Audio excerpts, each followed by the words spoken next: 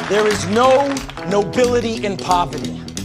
I have been a rich man and I have been a poor man and I choose rich every fucking time. देखो यारो, movies हमें बहुत कुछ सिखाती है। ये डिपेंड करता है आप पे कि आप उससे क्या सीखना चाहते हो। जैसे कि गेम ऑफ थ्रोन से सीखो कि एक अच्छा लीडर कैसे बना जाता है, और पैरासाइट मूवी से सीखो कि एक अच्छा झूठ कैसे बोला जाता है। कितने तेजस्वी लोग हैं हमारे पास, कितने शानदार विचार रखते हैं जी। I mean in a non destructive way.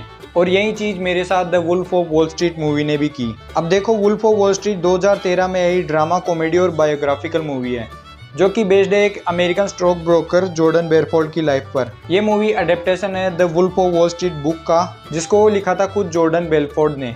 और देखो, इस मूवी के मेन लीड में है लियोनार्डो डी कैप्रियो, जिनको इस मूवी के लिए academy award for the best actor मिला था। और यही नहीं बल्कि इसको इसी के साथ साथ बेस्ट पिक्चर, बेस्ट डायरेक्शन और बेस्ट सपोर्टिंग कास्ट का अवार्ड भी मिला था। ये मूवी बहुत ही ज़्यादा ब्रूटली हॉनेस्ट है अपने बिलीव सिस्टम को लेकर। आपको भी बताऊंगा मैं इस मूवी से मुझे क्या क्या सीखने को मिला, लेकिन उससे पहले एक इंट्रो हो जाए।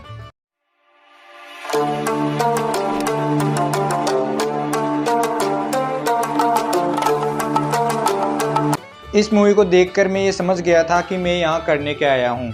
अब देखो, मुझे शुरू से ये पिक्चर बार बार ये रियलाइज़ कराती है कि ज़िंदगी में पैसा कमाना कितना ज़रूरी है। अगर आपके पास पैसा है तो आप क्या क्या नहीं कर सकते हो। इसी के साथ अपना पहला पॉइंट आता है बी ए बीस्ट। अब देखो, मुझे पता है ये वाला पॉइंट बहुत से लोगों को पसंद नहीं आएगा, लेकिन ये पिक्चर मेरे को सिखाती है कि जब आप अपने काम पर बैठो, जिसे आप अपने दिल से पसंद करते हो, उसे फाड़ के रख दो।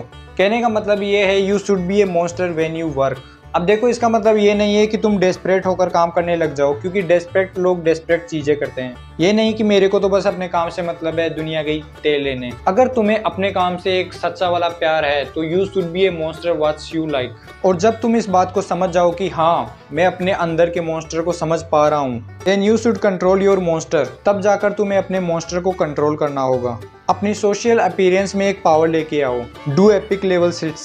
अब देखो, हमारा अगला पॉइंट है money. Money solves 99% of your problems. अब देखो भाई, मुझे तुम्हारा तो पता नहीं, लेकिन मेरी तो 100 की 100% प्रॉब्लम पैसों से सोल्व हो सकती है।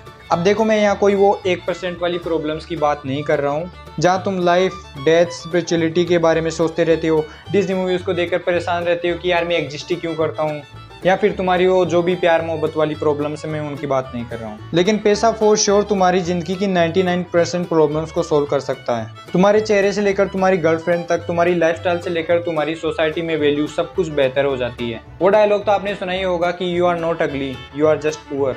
लेकिन ये मूवी में ये बताने की कोशिश करती है कि पैसा ज़्यादा इम्पोर्टेंट नहीं है, बल्कि बहुत सारा पैसा इम्पोर्टेंट है। अब इसी के साथ हमारा अगला पॉइंट आता है लर्न हाउ टू कम्युनिकेट। और ये सबसे बड़ी चीज़ है जो मैंने इस पिक्चर से सीखी है कि किस तरह से लोगों से बात की जाती है। अपनी आवाज़ में वेरिएशंस कैसे लेके आते हैं, किस आदमी से किस हिसाब से बात करनी है, उसको कितनी इज्जत देनी है, कहाँ तक देनी है और कब तक देनी है, सब कुछ। सामने वाले को आपके बारे में गलत सोचने का मौका ही नहीं देते हैं। अब देखो, मेरा ही एग्जांपल ले लो। तुम्हें क्या लगता है मैंने YouTube किस लिए स्टार्ट किया है? कि एक दिन मेरी अच्छी खासी ऑडियंस हो जाएगी, YouTube से बेग भर भर के पैसा आएगा। मस्त प्लान है।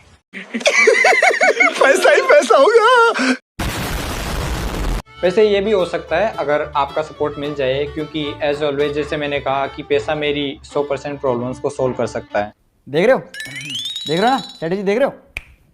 अब देखो, मुझे पहले लोगों से बात करने में बहुत ज़्यादा प्रॉब्लम होती थी। मैं ज़्यादा सोशलाइज नहीं हो पाता था, लोगों के सामने अपने मन के विचारों को प्रकट नहीं कर पाता था। मतलब मैं सच बता रहा हूँ, मुझसे तो किसी को गाली भी नहीं दी जाती थी। इसलिए मैंने YouTube स्टार्ट किया ताकि मैं अपनी कम्युनिकेशन स्किल्स को इम्प्रूव कर सकूं। क्योंकि गुरु, अगर आपने कम्युनिकेशन सीख लिया तो समझ लो मनी मेकिंग का 80% काम तो हो गया। आपको ये समझना होगा कि कम्युनिकेशन में हेल्दी बाउंड्रीज कैसे रखते हैं। अब अपना अगला पॉइंट आता है थ्रो योर मनी। लगता है मैंने इस मूवी से कुछ ज़्यादा ही खतरनाक चीज़ें सीख ली है। खैर, मेरे कहने का ये मतलब नहीं है कि आप अपने पैसों को फेंक दो। यहाँ बात पैसों की नहीं है, बल्कि बात है यहाँ पर फाइनेंशियल फ्रीडम की। ये पिक्चर हमें सिखाती है कि पैसा बचा के कोई अमीर नहीं बनता, बल्कि पैसा कमा के अमीर बना जाता है। और जब आप ये बात सीख जाओ तो इन्वेस्ट इन फकिंग एवरीथिंग।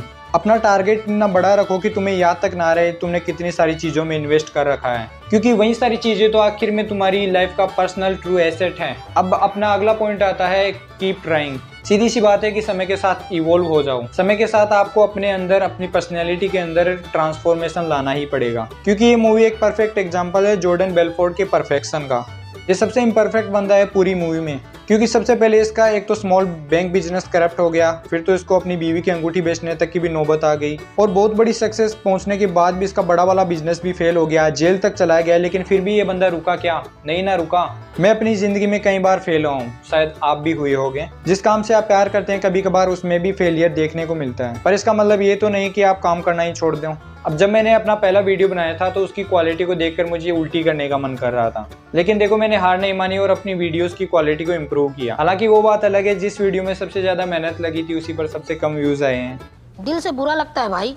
अब देखो इसके अलावा भी इस मूवी से बहुत कुछ सीखने को मिलता है, जैसे कि ग्रीड, लालच बहुत बुरी बला है। सेक्स और इंटीमेसी देखो दो अलग अलग चीजें होती हैं। एलन मस्क और एम्बर हर्ड वाला वो थ्रीसम वाला मामला अगर आपको पता होगा तो आपको पता होगा कि सोसाइटी में इससे कितना डिफेम मिलता है, और ड्रग्स तो आपकी पूरी जिंदगी को बर्बाद करके रख देता है। अब देखो ये मूवी बायोपिक कम और एक सैटिरिकल मास्टरपीस ज्यादा है। इस मूवी को आप ऑफिशियली अमेजन प्राइम पर देख सकते हो और अब तो इसका ऑफिशियल हिंदी डब भी अवेलेबल है। मैंने इंग्लिश और हिंदी डब दोनों देखा है, पर मैं आपको हिंदी डब ही रिकमेंडेड करूंगा, क्योंकि गुरु सच बता रहा हूँ इसका हिंदी डब बहुत ही शानदार है। इस मूवी के अंदर बहुत सारी अडल्ट लैंग्वेज का यूज किया गया है, मतलब इसने वर्ल्ड रिकॉर्ड बनाया था सबसे ज्यादा बार एफ वर्ड यूज करने का, मतलब 569 times F word use spoken through out the movie. और साथ ही के साथ इस मूवी के अंदर खतरनाक एक्शन भी दिखाया गया है। समझ रहे हो ना मैं किस एक्शन की बात कर रहा हूँ? नहीं। डिस्क्रिप्शन में जुगाड़ दिया गया है, वहां पर आप लिंक को क्लिक करके ज्वाइन करो और ये मूवी को आप फ्री में देख सकते हो। और इसी के साथ मैं आपसे पूछना चाहता हूँ कि इस मूवी से आपने क्या कुछ नया सीखा जो मैंने नहीं सीखा, कमेंट्स में उसको जरूर बताएं। इसी के साथ मैं मिलता हूँ आपसे नेक्स्ट वीडियो में, तब तक के लिए this is your boy Aryan from Aryan verse, over and out.